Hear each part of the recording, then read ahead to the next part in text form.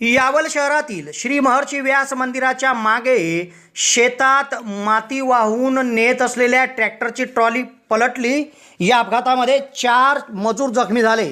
हा अपघात सोमवार दिनांक 19 ऑगस्ट रोजी सकाळी 10:30 वाजता घडला। तेव्हा तातडीने या 4 शेतमजुरांना उपचाराकरिता यावल ग्रामीण रुग्णालयामध्ये आणण्यात आले। या ठिकाणी प्रथम उपचार करून यातील एकाची प्रकृती गंभीर असल्याने त्याला 11 वाजता जळगाव जिल्हा शासकीय वैद्यकीय महाविद्यालयाच्या रुग्णालयात हलवण्यात आले आहे।